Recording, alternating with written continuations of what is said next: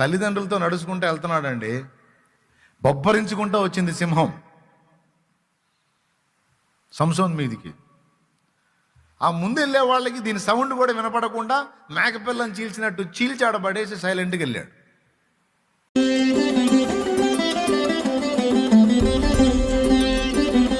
సొలొమోను జ్ఞానాత్మపూర్ణుడు, సంసోను అమితమైన బలము కలిగిన ఆత్మపూర్ణుడు, సౌలు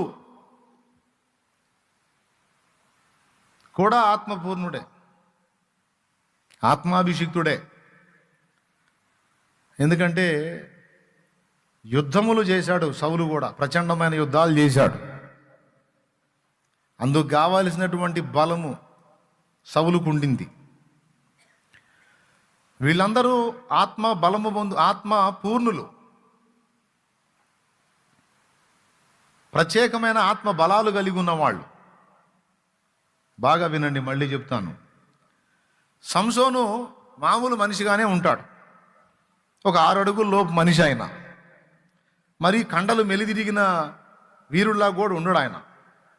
ఒకవేళ కండలు ఇంతంత లావు ఉండి రోజుకు ఒక 20 కోళ్ళు తిని అచ్చంగా ఈ కండలు మెలిదిప్పే పనే చేసుకుంటా కూర్చుంటే కొన్ని రోజులకి కండలు ఎక్కడెక్కడ మెలికలు తిరుగుతాయి. అప్పుడు ఇట్లా పెట్టి ఫోజులు ఇస్తా దిగుతారు, ఫోటోలు దిగుతారు. అంతలా కండలు వేసుకుని ఎంతమందిని కొడతాడో తెలియదు మనకి. ఆ మనిషి కూర్చుంటే లేవలేక, లేస్తే కూర్చోలేక ఎక్కడెక్కడ మెలికలు తిరిగి పట్టుకుపోయి ఉంటాయి. మన హోటల్ దగ్గర చికెన్ ఎలాడగడతారు, వేలాడదీస్తారు కదా, అయ్యే షేపుల్లో.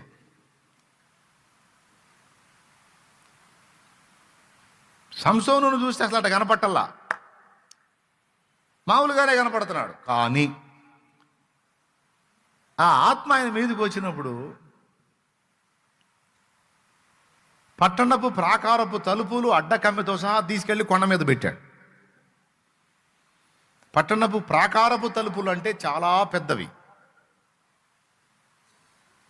వందలాది మంది పట్టిన కదలనవి అవి. ఒక్కడే అడ్డకమ్మెతో సహా తీసుకొని, తలుపులతో సహా, అడ్డకమ్మెతో సహా మొత్తం టోటల్ దర్వాజునే తీసుకొని తలుపులతో సహా తీసుకెళ్ళి కొండ మీద పెట్టాడు. పొద్దున్నే వాళ్ళు పట్టణపోళ్ళు లేచి చూస్తే తలుపులు వాళ్ళ ప్రాకారానికి లేవు, కొండ మీద ఉన్నాయి. దేందిరా మన తలుపులు ఆడున్నాయి, ఏందిరా, ఎవర్రా సంసోను పని. ఒక్క నక్క చెక్కటమే కష్టమైతే ఒక రాత్రి తెల్లవారేసరికి 300 నక్కలు పట్టుకొని వాటి తోకలకు దివిటీలు కట్టి వాళ్ళ చేలనే తగలబెట్టాడు. 300 నక్కలు ఎట్లా సాధ్యం పట్టుకోవటం? సరే వదిలే. కత్తులు, కటారులు, ఈటలు, బరిసెలు, బల్యాలు ఏమి లేకుండా చచ్చిపోయిన గాడిద పడుంటే గాడిద దవడ ఎముక తీసుకొని 1000 మందిని చంపేశాడు.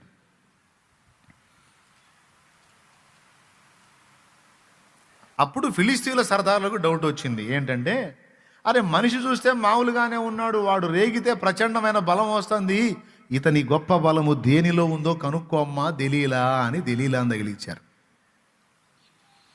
మనిషి చూస్తే మామూలుగానే ఉన్నాడు, మనిషి చూస్తే మామూలుగానే ఉన్నాడు, మరి ఎట్లా వాడికి ఇంత బలం వస్తుంది, ఎలా చేయగలుగుతున్నాడు ఇన్ని పనులు? వాళ్ళకి అర్థం కాల. జుట్టు పీక్కుని చివరికి పెద్ద పెద్ద బండి మోకులతో కట్టేసి, ఇనప సంఖ్యలతో కట్టేసి సరే తుత్తు నీళ్ళుగా దించి అవతల పడేస్తున్నాడు.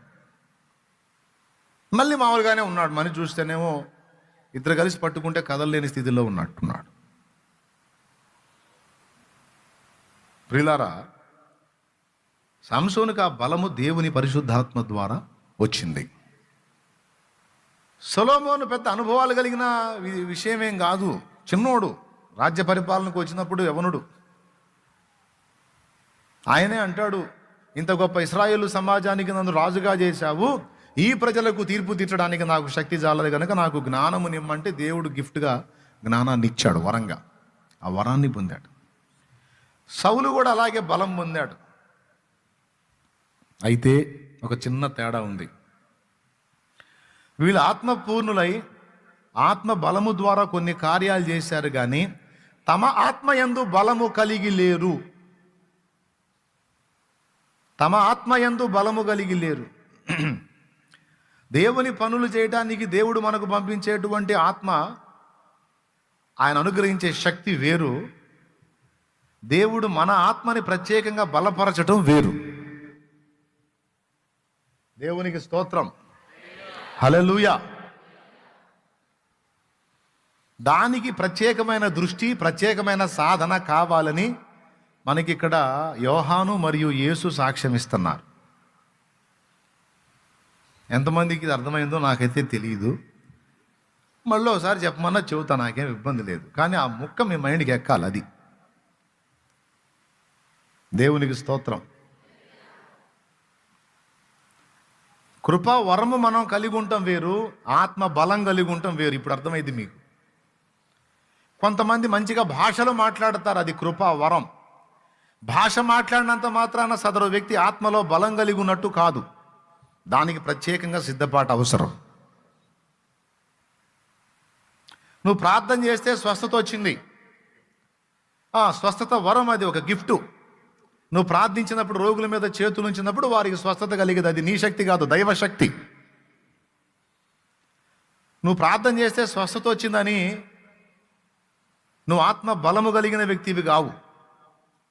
ఆత్మ యందు బలము కలిగిన వ్యక్తివి కావు. ఆత్మ యందు బలము లేకుండా కూడా, ఆత్మ యందు బలహీనులుగా ఉండి కూడా కొన్ని వరములను ప్రదర్శించి బలవంతులుగా ఎక్స్పోజ్ చేసుకోవచ్చు.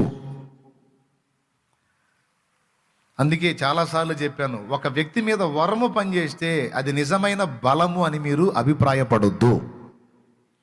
వరము వేరు, నిజముగా ఆత్మ బలము వేరు.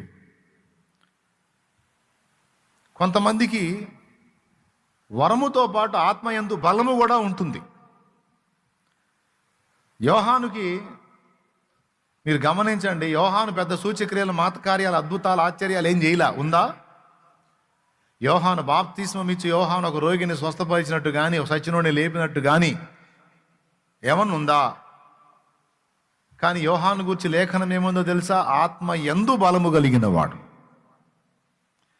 కానీ సంసోను శత్రువులను చంపడానికి దేవుని వరం అనే బలం పొందాడు, కానీ ఆ బలము దెలీలాని ఎఫెక్ట్ చేయడానికి పనికిరాలా. ఇప్పుడు చెప్పండి, సంసోను బలవంతుడా, బలహీనుడా? 1000 మందిని గాడిద దవడ ఎముకతో కొట్టేసినోడు దెలీలా దగ్గర ఎందుకంట ఫ్లాట్ అయిపోయాడు? అంటే వరముగా లభించిన బలమైతే ఉంది, కానీ తన ఆత్మ బలహీనమై ఉంది. తన ఆత్మలో బలం లేదు, దేహమే గెలిచింది. సొలొమోను విషయంలో, సౌలు విషయంలో, యోధా విషయంలో, సంసోను విషయంలో ఇదే జరిగింది. అర్థమైందా? సౌలు శరీరానుసార అయ్యాడు, సొలొమోను శరీరానుసార అయ్యాడు, సంసోను శరీరానుసార అయ్యాడు. మళ్ళీ వీళ్ళు వరాలు కలిగి ఉన్నారా లేదా? పెద్దగా చెప్పండి. ఆత్మ పూర్ణుడు కాకపోతే వరం ఎట్లా పనిచేసేది వానికి? తల్లిదండ్రులతో నడుచుకుంటూ వెళ్తున్నాడండి, బొబ్బరించుకుంటూ వచ్చింది సింహం సంసోన్ మీదికి. ఆ ముందు వెళ్ళే వాళ్ళకి దీని సౌండ్ కూడా వినపడకుండా మేకపిల్లని చీల్చినట్టు చీల్చాడబడేసి సైలెంట్గా వెళ్ళాడు. అసలు సింహంతో ఫైటింగ్ అంటే ఎంత బీభత్సం అయింది అక్కడ, ఎంత గందరగోళం అయింది. అసలేం సౌండ్ లేదు. మనకి మేకపిల్లని చీల్చడమే కష్టం. ఎప్పుడైనా ట్రై చేసావా మేకపిల్లని చీల్చడానికి? నీ వల్ల కాదు, ట్రై చేయవాకు, కష్టం కాదు.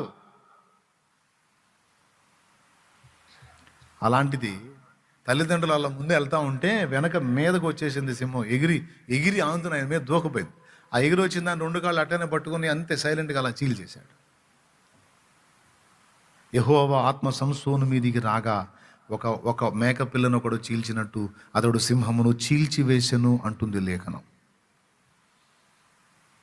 సైలెంట్గా అడబడేసి వెళ్ళిపోయాడు. ఏం జరిగింది బాబా వెనక్కి చూసే పరిస్థితి కూడా లేదు వెనక ముందు పోయే వాళ్ళకి. ఎంత బలం అండి అది, ఎట్లా సాధ్యం? అంత బలవంతుడు ఈ బలమంతా ఆత్మ మూలంగా దైవిక శక్తి ద్వారా వచ్చింది. కానీ తన ఆత్మయందు బలము కలిగి శరీరాన్ని జయించగలిగే శక్తిలో తను లేడు. శరీరం విషయంలో మాత్రం అతడు ఫెయిల్యూర్. ఈరోజు చాలామంది సేవకులు, విశ్వాసులు అందరూ కూడా తేడా పడుతున్న కారణం అదే. చాలామంది చిన్న చిన్న వాటికే బలహీనులు అయిపోయి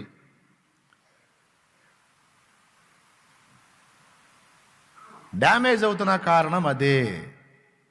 ఏంటంటే వీళ్ళకి వరం ఉండొచ్చు, వాక్యం చెప్పగలరు, లేదా ప్రార్థించినప్పుడు స్వస్థత కార్యాలు జరుగుతాయి, ఎక్సెట్రా ఎక్సెట్రా. ఆ అమ్మాయి నోరు తెరిస్తే అద్భుతమైన ప్రవచనాలు చెప్పగలిగి ఉండొచ్చు, ఆ అబ్బాయి నోరు తెరిస్తే అద్భుతంగా భాషలు మాట్లాడగలిగి ఉండొచ్చు. చాలా మంచి భక్తిపరులే చూసేవాళ్ళకి, కానీ ఆత్మలో వాళ్ళు బలవంతులు అంటానికి మాత్రం ఆధారం లేదు. సంసోను బలాన్ని చూసి, సంసోను మీదికి దేవుని ఆత్మ దిగి రావటం ఎక్కటం చూసి, ఆత్మ ఎక్కుచూ దిగుచుండు స్థలముగా సంసోను ఉన్నాడు. సంసోను చూసి ఎవరన్నా భక్తిహీనుడు అనుకుంటారా, భక్తుడు అనుకుంటారా? మీరు నోరు తెరిచి చెప్పండి. భక్తుడు అనుకుంటారా, భక్తిహీనుడు అనుకుంటారా? భక్తుడు, రైట్. బలవంతుడు అనుకుంటారా, బలహీనుడు అనుకుంటారా? పెద్దగా బలవంతుడు, బలహీనుడు అయితే కాదు. 1000 మందినండి, 300 నక్కలండి, పట్టణపు ప్రాకారపు తలుపులండి, ఇంతంత మోకులండి, నిప్పు తగిలిన నూలులాగా తెంచి అవతల పడేశాడండి. మామూలు శూరకార్యాలు కాదు. అవన్నీ చూసి అబ్బా ఎంత బలవంతుడు. మరి అంత బలవంతుడు ఇంతంతలా మోకుల్ని నిప్పు తగిలిన నూలు తెంచినట్టు తెంచి పడేసినోడు దెలీలా దగ్గర గుండు కొట్టించుకున్నాడేంది?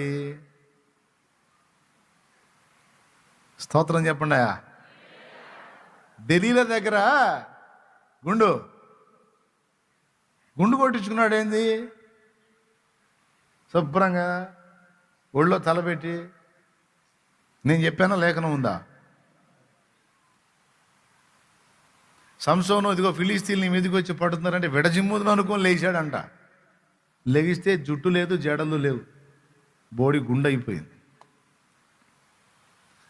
ఇప్పుడు దీన్ని బట్టి చెప్పండి, బలవంతుడా బలహీనుడా? చాలామంది విశ్వాసులకు అర్థం కాని ప్రశ్న అదే. నా మీద వరం పనిచేస్తుందన్నా, నేను ప్రార్థన చేస్తే రోగులకు స్వస్థత వస్తుంది, కానీ నాకు ఆ బలహీనత మీద జయం రావట్లేదన్నా. కోపం వచ్చిందంటే కంట్రోల్ కావట్లేదన్నా, నాకు అదొక వీక్నెస్ అయిపోయింది. నాకు అన్నీ బాగుంటాయన్నా, దేవుని కార్యాలు బాగా చేస్తానన్నా, నేను ప్రార్థన చేస్తే అద్భుతం జరుగుతుందన్నా, నేను వాక్యం జీవితే చాలామంది జీవితాల్లో మార్పు వచ్చిద్దన్నా, నేను వాక్యం జీవితే చాలామంది హృదయాలు కదిలి దుఃఖపడతారన్నా, కానీ నేను ఆ బలహీనత జయించలేకపోతున్నాను, దురాలోచనలు నన్ను వెంటాడుతున్నాయి అని ఎవరికి దగ్గర వాళ్ళు చెప్పుకుంటూ ఉంటారు. అందరికీ చెప్పరు, మళ్ళీ అందరూ చెబితే పరువు పోదు. వీక్నెసెస్ ఎవరికి చెప్పరు వాళ్ళు. మీరు చెబుతారైంది, నీకేమేమి ఆలోచనలు వచ్చినాయో, నీ రహస్య జీవితంలో నువ్వు ఎలాంటి క్రమం కలిగి ఉన్నావో నువ్వు చెబుతావు. అందరికీ అడిగినా చెప్పవుగా, రహస్య జీవితంలో నువ్వు ఎలా ఉంది? బ్రహ్మాండంగా ఉన్నా, నాకే బ్రదర్ నీ రహస్య జీవితం ఎలా ఉంది? నాకే సూపర్గా ఉన్నా. అందరూ అట్లా చెప్తారు, కానీ వాస్తవంగా పర్సనల్ లైఫ్లో చాలామంది బలహీనులుగానే ఉన్నారు. దీన్ని ఎంతమంది ఒప్పుకుంటారు? చేతులు ఎత్తండి. దానికి కారణం ఏంటనేది ఇప్పుడు చూపించాడు దేవుడు. ఏమిటి అంటే ఆత్మ యందు బలము లేకపోవుట. దేహమందే బలముండుట, ఆత్మ యందు బలము లేకపోవుట అదయ్యా. అందుకే ఇప్పుడు మీరు చెప్పండి, వరముతో నింపబడటం ముఖ్యమా, ఆత్మయందు మనము బలము పొంది ఉండటం ముఖ్యమా? రెండు ముఖ్యమే. రెండిట్లో నంబర్ 1లో వచ్చేది ఆత్మయందు బలం పొందటం. ఆత్మయందు బలం పొందితే నువ్వు భద్రంగా ఉంటావు. నువ్వు భద్రంగా ఉంటే నువ్వు చాలా చేయగలుగుతావు.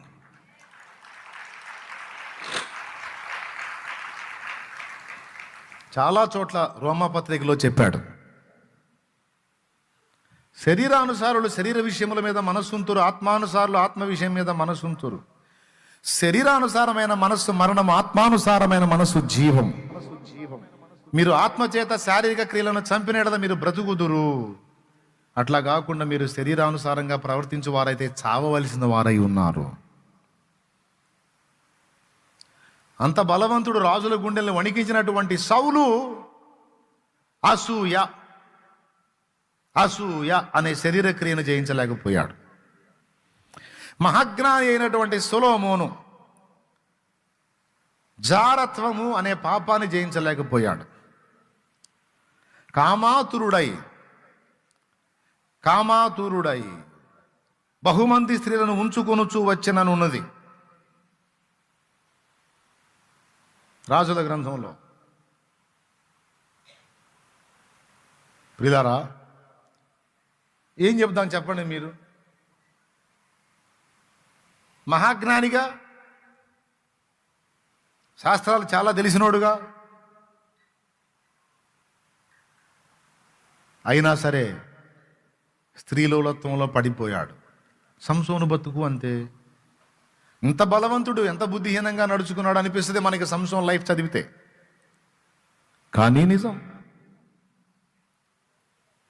అంటే సొలొమోను మీద వరం పనిచేసింది, సంసోను మీద వరం పనిచేసింది, సౌలు మీద కూడా వరం పనిచేసింది తప్ప ఆత్మయందు వారు బలం కలిగి లేరు. కానీ దేహమందే బలం కలిగి ఉన్నారు, ఆత్మ బలహీనం. అది తమ్ముడు సమస్య కారణం. నువ్వు పాపాన్ని జయించలేకపోవడానికి కారణం, నువ్వు ఎంత భక్తి సాధన చేసినా పదే పదే వీక్ అవ్వడానికి కారణం నీ దేహమందు బలం ఉంది కానీ ఆత్మయందు బలము లేదు. మరి ఇప్పుడు ఆత్మయందు బలం కావాలి, ఆత్మయందు శక్తి కావాలి. మోషే కూడా ఫస్ట్ మీరు మొదటి 40 ఏళ్ళ జీవితంలో మీరు చూడండి, ఐగుప్తుని చంపి బాధపడిన ఇశ్రాయేలు పక్షంగా ఐగుప్తుని చంపి ప్రతీకారం చేశాడని ఉంటుంది. అంటే అక్కడ ఏ బలం ప్రదర్శించాడు? శరీర బలం. అంటే టెంప్టేషన్ని కంట్రోల్ చేసుకోలేకపోయాడు, అంటే ఆత్మ బలహీనం. ఇక ఇప్పుడు అరణ్యపు అనుభవంలోనికి పోయి 40 ఏళ్ళు మిథ్యానులో శరీర విషయంలో బలహీనుడయ్యాడు, ఆత్మలో బలం పొందాడు. అర్థమైందా? 40 ఏళ్ళు అరణ్యంలో మోషే పొందినటువంటి ఆత్మ బలము కరెక్ట్గా 40 ఏళ్లకు పనిచేసింది. మొదటి 40 ఏళ్లలో తేడా పడ్డాడు. తర్వాత 40 ఏళ్ళు మిథ్యాన్లో మామ గొర్రె మంద కాస్తూ అరణ్యపు అనుభవంలో 40 ఏళ్ళు గడిపాడు. మొత్తం 80 ఏళ్ళ వయసు వచ్చింది అప్పటికి.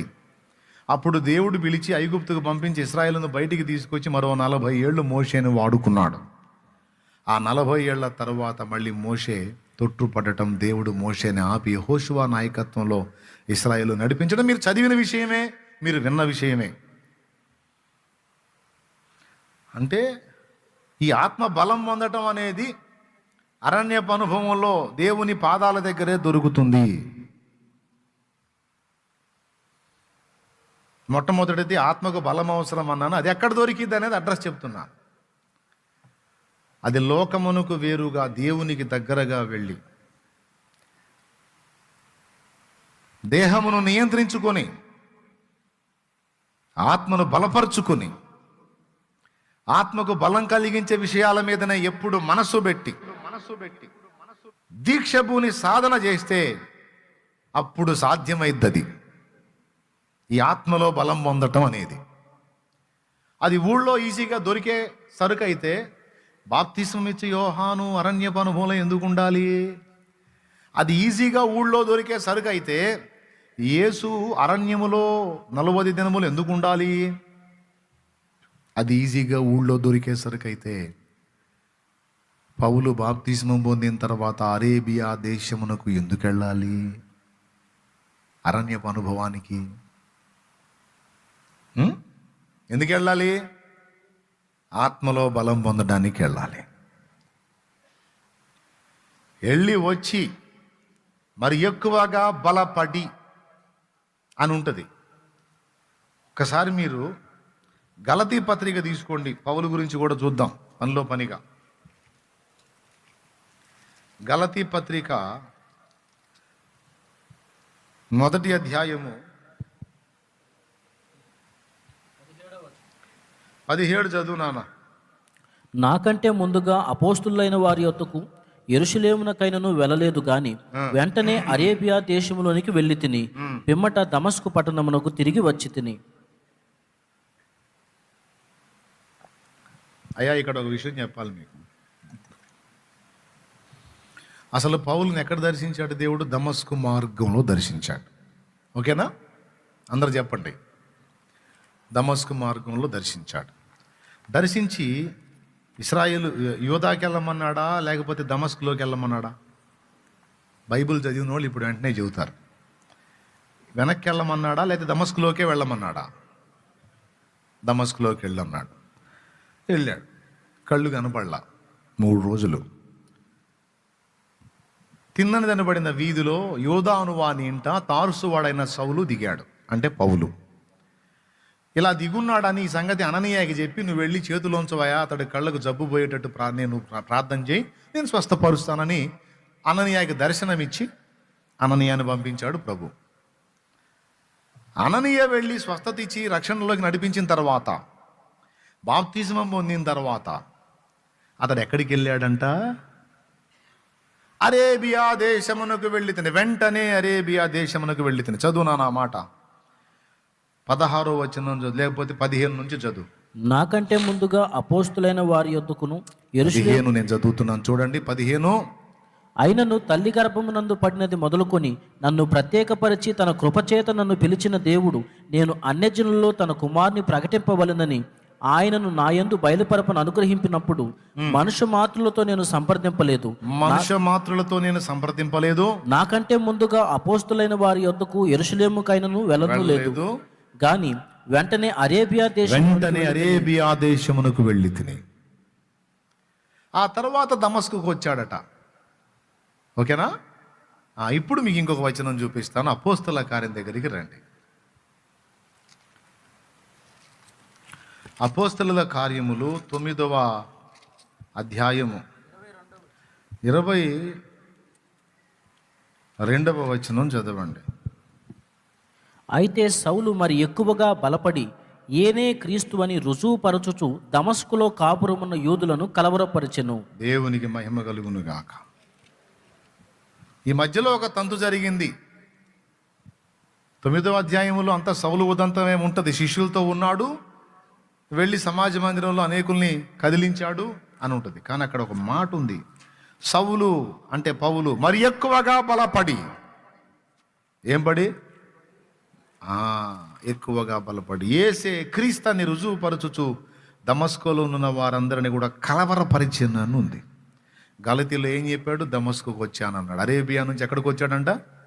దమస్కుకు వచ్చాడు. అరేబియా ఎప్పుడు వెళ్ళాడు? ప్రభు దర్శించినప్పుడు. అననీయ ప్రార్థన చేసిన తర్వాత, క్యూర్ అయిన తర్వాత, ముందు రక్షణ పొంది ఎక్కడికి వెళ్ళాడు? అరణ్యపు అనుభవంలోనికి వెళ్ళి తిరిగి వచ్చి దమస్కుని కలవరపరిచాడు. ఇక్కడ మరి ఎక్కువగా బలపడి అనే మాట ఉంటుంది. ఇప్పుడు టోటల్గా మన అంశం ఎడి తిరుగుతుందో ఆత్మీయులైన వాళ్ళకి అర్థమైద్ది. ఆత్మీయులైన వాళ్ళందరికీ అర్థమైద్ది దేని గురించి నేను మాట్లాడుతున్నాను. దేని గురించి మాట్లాడుతున్నాను నేను? ఆత్మయందు బలము అనే దాని గురించి మాట్లాడుతున్నాను. యేసు ప్రభువుకు సైతం రాయటమేమో మొదటి వచనంలో ఏమన్నాడు? 4:1 ఆత్మ పూర్ణుడై వెళ్ళాడు అన్నాడు. అరే, ముందే ఆత్మ పూర్ణుడైన వానికి మళ్ళీ ఆత్మ బలం ఎందుకు సార్? పుట్టినది మొదలుకొని పరిశుద్ధాత్మ పూర్ణుడైన వాడికి మళ్ళీ ఆత్మయందు బలం ఎందుకు సార్? ఆత్మ పూర్ణుడైతే సరిపోయిద్దిగా, మళ్ళీ ఆత్మ బలం ఎందుకు? ఆత్మ పూర్ణుడు అంటే దేవుని ఆత్మ పూర్ణుడొకటి వేరు, ఆ దేవుని ఆత్మ ద్వారా మన ఆత్మ బలపడటం వేరు. ఆత్మ పూర్ణుడైతే కొన్ని కార్యాలు మన నుండి జరగవచ్చు, కానీ మనం ఆత్మయందు బలము కలిగి ఉంటే ముందు మనం నిలబడతాం. పెద్దోడా, నువ్వు కుటుంబాన్ని బతికించాలంటే ముందు నువ్వు బతికుండాలిగా. నువ్వు సమాజాన్ని రక్షించాలంటే ముందు నువ్వు బతికుండాలిగా, నువ్వు బాగుండాలిగా. నువ్వే బలహీనపడితే సమాజాన్ని నువ్వేం బాగు చేస్తావు?